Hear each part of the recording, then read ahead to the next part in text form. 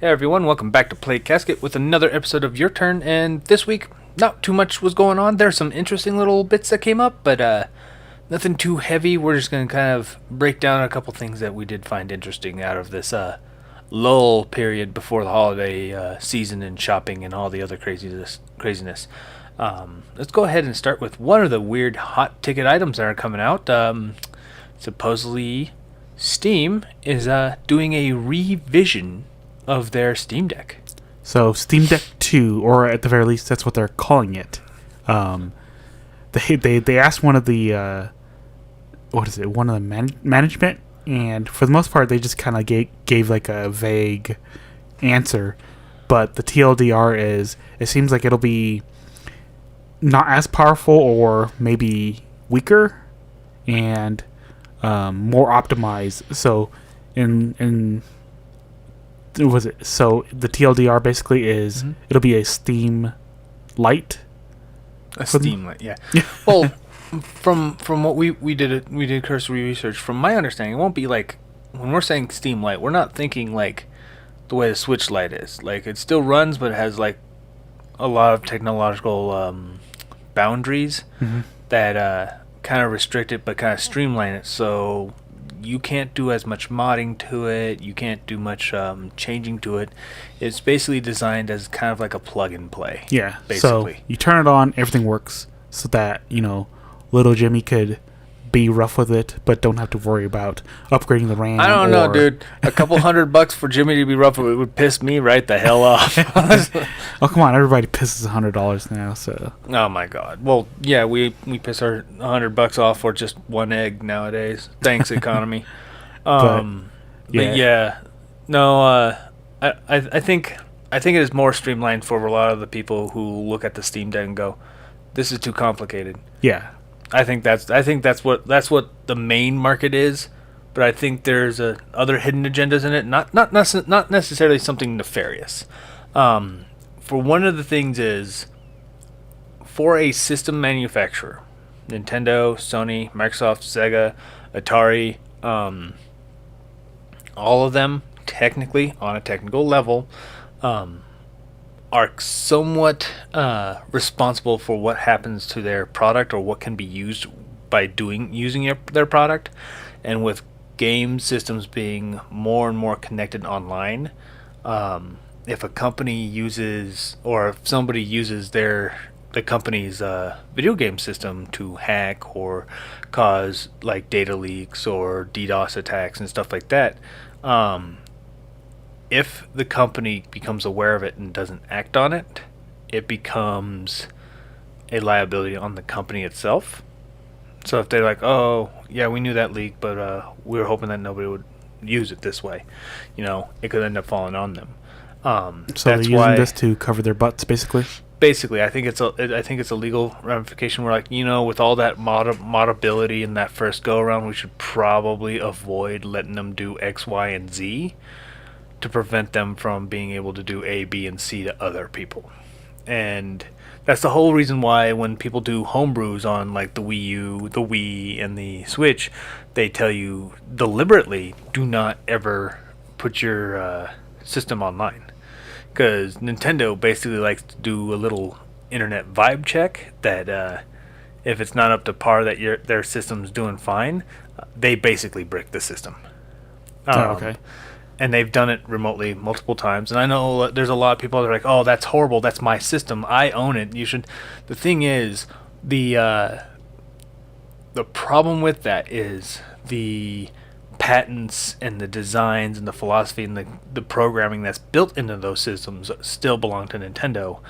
You just basically own the right to play that system however you feel. But if it has a liability to affect others in an egregious way, and Nintendo doesn't act on it, there could be a class action lawsuit on Nintendo themselves. That's why Nintendo constantly, when anything of the sort, they keep trying to villainize and demonize Nintendo for this. It's basically saying, Nintendo's like, no, we made it so it's easier for us to brick your system if we consider this an egregious act that could fundamentally either essentially damage somebody else's company or the reputation of the company, somebody else's gameplay experience that could become egregious, or fundamentally if it financially impacts them in a great way. Just stay offline. You know, It's like simple. so basically, if you mod stuff, it's just easier to stay offline. But that's basically the whole reason. I think Steam is streamlining this new version because I believe it's coming out. It's a believable system. Yeah. It's a believable situation. They're trying to make it I mean, more they appealing didn't- and yeah. stuff like that. They didn't say no, so Yeah. So they're probably still kind of messing with it. We don't know when it's really going to come out, but I feel like that's kind of why. I think that's one of the leading catalysts as to why they're doing a lot of these redesigns, is to make it more streamlined, so it's a little bit more affordable and it's a little bit more quote unquote trackable to prevent you from modding particular things that can be damaging. If you if you just modded the stereo speaker into this, you can easily hack Call of Duty from this, like something to that point. Okay. They could probably be like, we should probably fix that, something to that point. I don't know. Price point. So- Price point's always where it's at.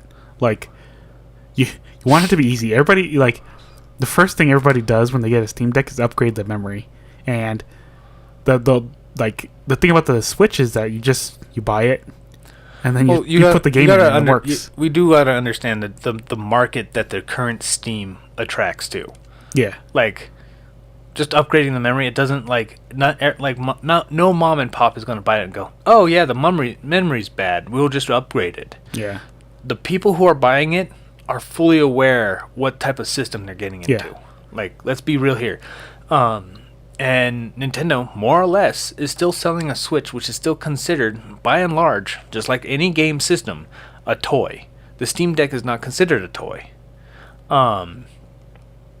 And your mom and pops out there who are buying these systems want to just plug it in, turn it on, and play the games. Yeah. That's basically all it is. So I think that's who they're targeting. Yeah, I think that one of the changes is to help with that. Is just make it more widely available, but I don't think that's their main catalyst. I think a lot of it has to do with their legal protections too. No, okay. Because as I said, like once it started getting out there and once it starts getting wider, I even predicted this before. They're gonna realize how much stuff they might be actually liable for, and they're gonna change how that stuff's supposed to be. Because they did change the original rumors of Steam Deck before the first go around out there. They're like, oh, it's gonna be fully moddable. Nope. They were not gonna let you do that because their patents and stuff would be unprotected, and that'd be damaging for them. They don't want that. But I do think it's just kind of a kill two birds with one stone.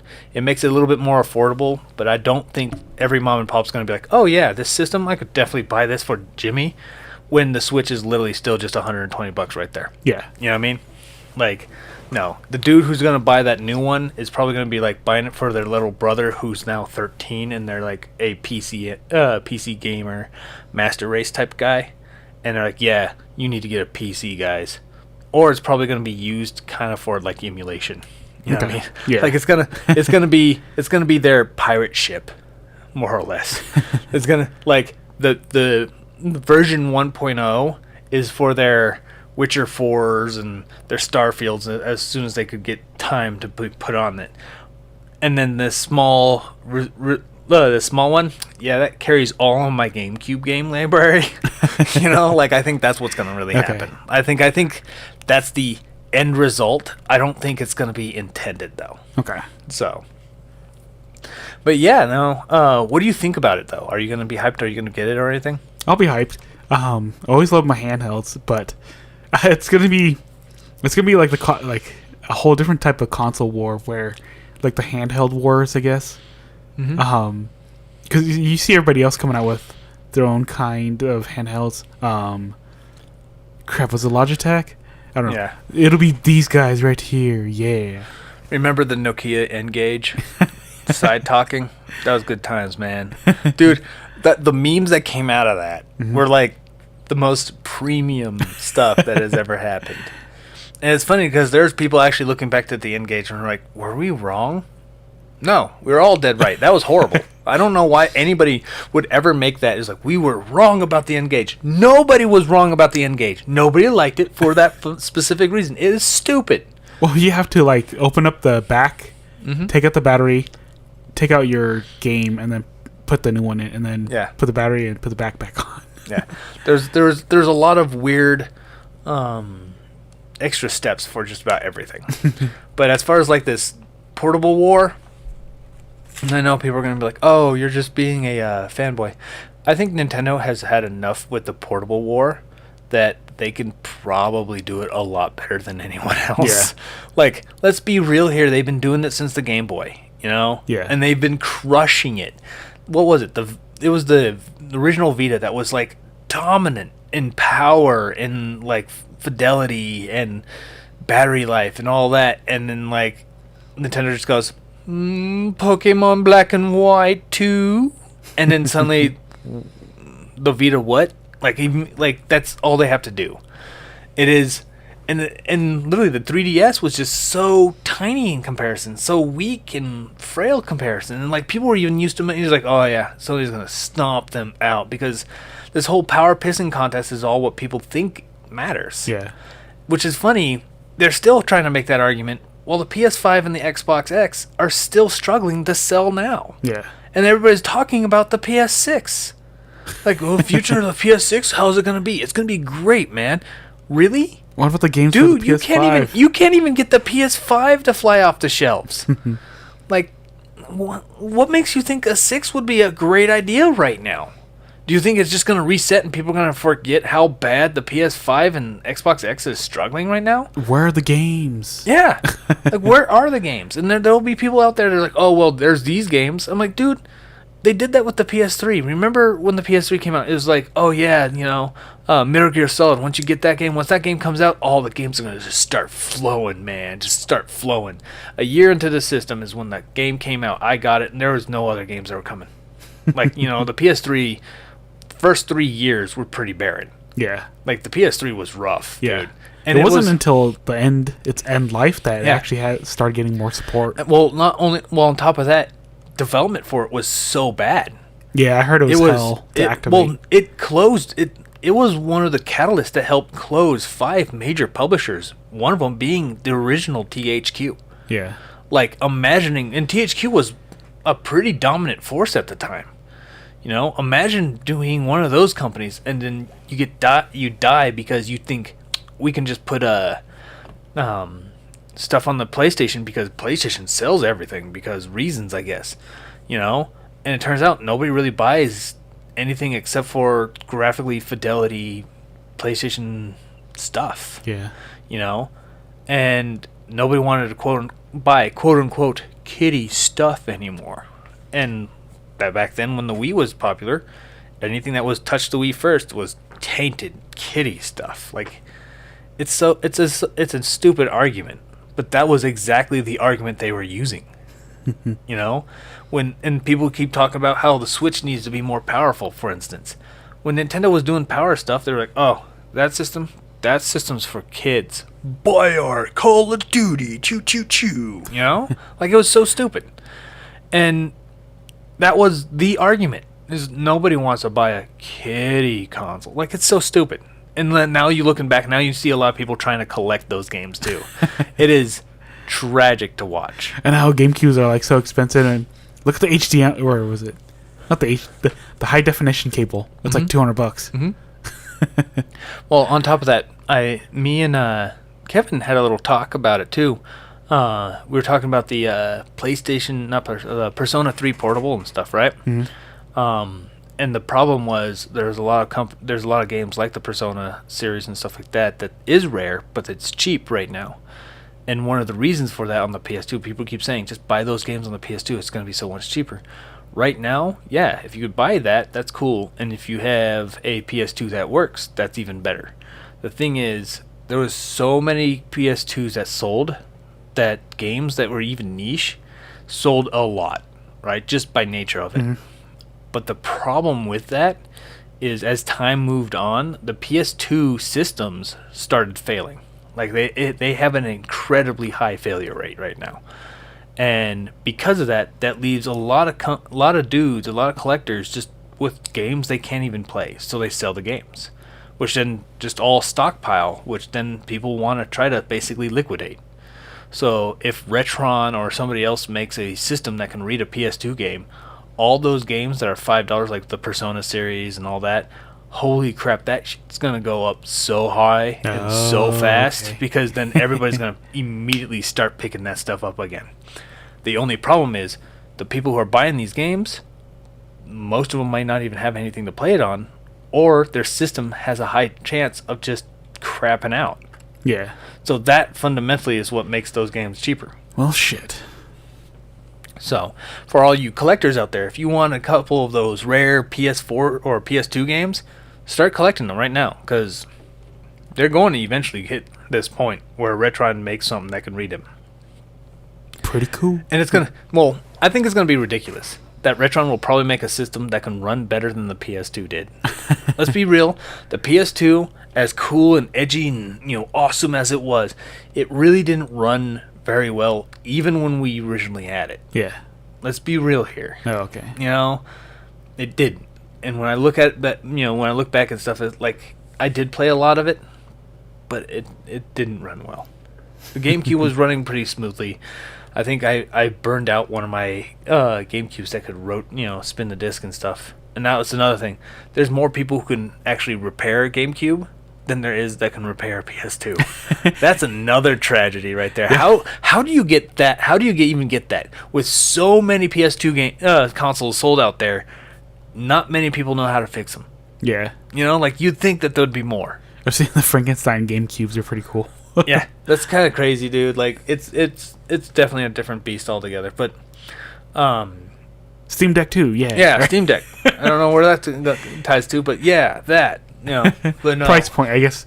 Price point and just nostalgia and power pissing.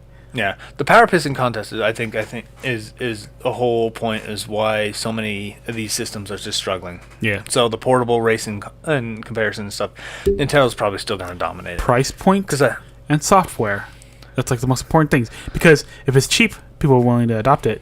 And then when you have plenty of software, you're constantly thinking about it. Because, well, if it's sitting on the shelf just collecting dust, you're like, you come back to it and you're like, oh, there's not many good games on this. You think about it. There's another problem with the Steam Deck right there. The inundation of all the games that you can spin through every single day. Just because you have thousands of games releasing every week doesn't mean your game unless it is a widely popular game like Borderlands or something releasing that day, and you have a pretty good indie game, good luck getting noticed that day. You know what I mean? Oh, okay. So if you have a Steam Deck and you just pick it up, right? You pick it up and you're like, all right, I'm gonna see what games I have, and you're just trying to scroll and you're like on page 5 and like I'm not seeing shit. Oh, okay. You become less interested in going back the next week and going to page 5. You know what I mean? Mm-hmm. So there's a chance that the Steam, just by the inundation of how many games that just hit the deck all the time, is gonna make people excited to buy games on it. Plus, there's a lot of people who are starting to wake up to the digital era too. Yeah. So there's a couple of challenges that the Steam Deck will eventually have to address that right now Nintendo doesn't necessarily have to.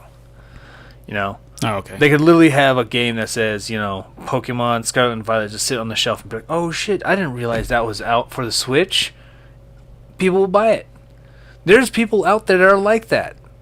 You can't do that with the Steam. You actually have to go into the shop, sift through everything. Yeah, so those are going to be challenges for the Steam Deck. Gotcha. I'm not saying it's going to suck. I think those are the challenges that they're going to have to find a way to make more efficient, so people will want to buy games on it. Gotcha. So, outside that, I'm still not I have Steam right behind me on this giant Megatron computer over here, and most of the games I play on the go are ones that Nintendo makes and indies that are on Nintendo anyway. Yeah. So I haven't had any necessary means or concerns about getting one myself. They're neat, but I'm just They're not exciting. They're not interesting for me. They're Okay. neat. They're. It's like one of those new. It's like the N gauge. You know, it's a neat piece of equipment, but there's nothing about it that interests me. Yeah, I got too many toys to really fuck with. So Yeah, you know, like I've seen it a couple times. Rusty Bones has brought it out a couple of times, even though I've knocked on his coffin a couple of times and tried to get him back out here. He's a little grumpy, but he has one, and you know I mess with it, and it's pretty cool and all that. No problems with on my end, but just not interested. I got so much other stuff to listen to and play and all that. So, but let's go moving on to the other interesting thing. This is not really necessarily news, but I did notice it as a huge trend that happened on about Bing's little image creator with AI. Doll E3. Yeah, the Doll E3 program and stuff, right? Supposedly a lot of people were using it to kind of make a lot of weird stuff. There's been some really there's been some crazy stuff, and I feel like, let's just put it this way. Some prompts are a little bit too socially on the nose, even with given without any context, that I'm pretty sure Microsoft's going to try to neuter it. Let's be real. A couple of those prompts, even though we know it suggests it, the AI immediately gets it. You know what I mean? Give us true AI freedom. Let's be real here, but they're going to probably neuter that thing real quick. Like it's off. But Fuck you, Kotaku. but the more iconic thing that I kind of went down this rabbit hole with was the Smash community was making their basically fan-based characters in the Smash Brothers Ultimate style, which for some characters pretty good. Not like believable. Like you can tell it's still AI, but it's the fidelity's pretty good, the texture's pretty good, and you can sit there and like appreciate that, right? Yeah. But there's stuff that's off. For instance, Lara Croft. You just literally have to put in Lara Croft for Smash Brothers, playable for Smash Brothers Ultimate, and just that's all you have to do, Okay. right? And you will get probably the results that you are within the ballpark of, right? Because Lara Croft is a very popular character. It gets weirder as time goes on, though. So I went down this rabbit hole, and I feel like I'm going to be doing more study on this AI stuff. Trust me, it's not going to be the results people think that I'm going to say. I'm like, oh, AI's no. I think fundamentally, on the record, before I get into the nitty gritty on one of these videos we're going to record on, is the creative process of the artist is still going to be so much better. AI can only do so far, and I could see it being a useful tool for stuff that requires no thinking. I tried various characters, and I punched in various characters. At first, it's just the character in playable in Smash Brothers, full body, white background. That's all my prompt, right? I come up with some really weird ones for some of the characters that would relatively be easy to like isolate and understand, like Jaina Proudmoore. Typing that in, so basically it uses the image search, basically, Yeah. right? Typing that in Bing's original image search anyway, comes up with a lot, like thousands and thousands of very accurate images of Jaina Proudmoore, right? Put it in AI, nowhere near what you think it is. Oh, okay. There's times that it comes up with a bunch of pretty elf dudes. That's it. Other ones are like Elsa knockoffs. Other ones are like, it gets goofy sometimes. It gets really goofy. But none of them are accurate to her. None of them. And then there's some prompts that you try to put in there that the AI will never read. One of them is if you give it white hair and you go, oh, but it also has a blonde highlight. It will ignore that 10 times out of 10. Oh, okay. Makes Like it all there's- white. It just So, it will yeah. always be constantly white. Gotcha. Constantly. It just happens, right? Mhm. and I thought that was kind of interesting. I went through an out like hours long. I was going through like weird passes for like various characters. I was like, how did a most popular character of the most popular MMO out there just completely be overseen by this guy? But I could put in Agent 47 from Hitman, and I get a very extremely accurate design of it within 2 or 3 goes. You know? Yeah, but 47's like really, really simple. But yes, but the word 47 is broad. It's a number. 47 what? And then same with agent.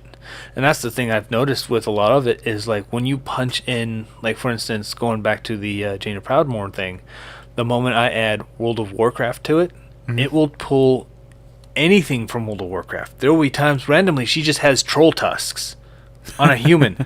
So sometimes when you add a certain prompt, it doesn't isolate it. It made it broader. You know what I mean? Oh, so okay. having the words agent and 47, those are very broad, but it was wild how accurate. It just nailed that one. You know? And I didn't even have to put in extra prompts. It literally was just Agent 47 playable in Smash Brothers, and there it was. Okay. And looking up art for, you know, the little Smash boards that I do periodically and stuff, I couldn't find anything for it. Like anything that's really good.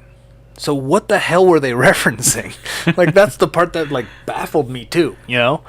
But as far as AI goes, how many times I've done it for some of these like more quote unquote obscure characters and stuff, how many times I've made passes on it and adding more prompts and stuff in order to quote unquote train the AI to pick it up, right? Yeah. Tells me that AI is not going to be picked up to essentially get rid of the artist's job. It's just going to replace it with a less creative piece of shit that has to babysit the AI while it puts in prompt after prompt after prompt to make the one thing that they think they want. Yeah. So literally you might as well just hire the artist to do the creative process for you. Because quite literally you could just go to the artist and be like, hey, can you make this character out of this ceiling fan crystal thing here, and can you make it kind of not cartoony, I want it to kind of feel like it's a robot or something, and the creative process will work on its own with the artist. You know, the artist will be like, all right, I'll see what I can do, and they'll sketch out some passes and they'll do all this but the AI, you're going to be like, robot, thing, blah, blah, blah, not cartoon, blah, blah, blah, blah, blah, blah, semi-realistic, blah, blah, blah, blah, blah, blah. And it doesn't come out, it's like, these? No. Not mahogany wood, and blah, blah. Like, it just, you would have to punch in so many more prompts constantly. Yeah. And, like, you will probably even get to the point where, like, it starts going off the other direction like a toddler, you know? So why even have this guy that just wakes up, sips coffee, blah blah blah, blah blah blah, blah blah blah, blah blah blah, blah blah blah, when you could just be like, can you make this thing into a character, and like, we'll see what it can do. What would you like? Robotic. And they'll probably go through a lot of ideas like, all right, here's some sketchworks. What do you want to do? That's going to be so much easier, right? Yeah. So a lot of these people who are fearful of their jobs or the future of artists and stuff like that,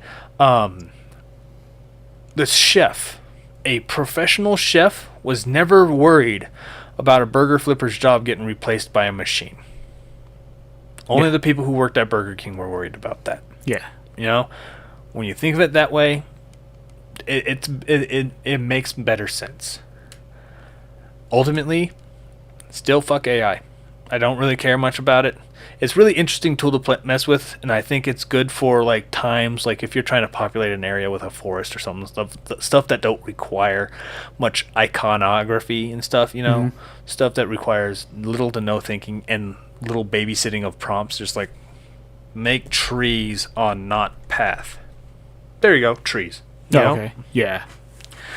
Like I could see stuff like that. I could see AI being used to help minimize some of the world building a bit, but when you're doing iconic stuff and like maybe like your Hyrule castle, as it were, it would still calls for a real artist touch, because that's how this magic really happens. But I could see a lot of corporos trying to use it because they're already beating the soul out of their artists just to churn out content. Imagine them just like, well, we're just going to take the soulless thing that can make content for years without me having to pay it hourly. And it's going to... The consumers are going to notice. They're going to be like, why is it even more soulless than before? You're going to see like some stuff just going to come out just awkwardly in Call of Duty. It's like, I am boss man evil. You're like, what is this? You know? Oh, the AI made that. Isn't it cool? No, he literally looks soulless. There's no character to him, you know? So, anyway, that's what I thought. Your opinions on that? Well, shit, I don't know. It's just, I mean, it's a cool toy to tinker with, really. Yeah, the thing is a cool toy. I mean, it definitely is. It'll be a part of our lives. I think this thing's already started. There's no way that we could really stop it. Unless it does something like completely lethal and it freaks everybody out, and then we try to like hide or cover Pandora's box. But I don't know. It'll be a symbiotic type of relationship. AI is good. AI is already here. It's already doing everything. I don't know what else we're gonna really do. Yeah, that sounds defeatist, though.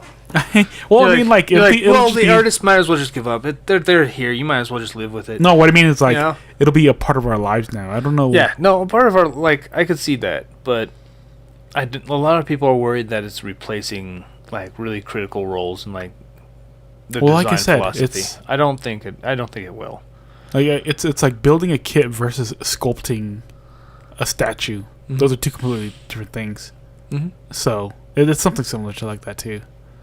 The sculptor's never worried about the kits. Yeah. Well, we gotta think too.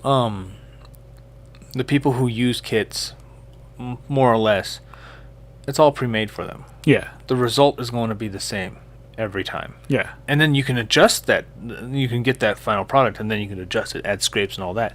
But that doesn't make it unique. Yeah. It just makes it slightly different than the same thing you had from everyone else.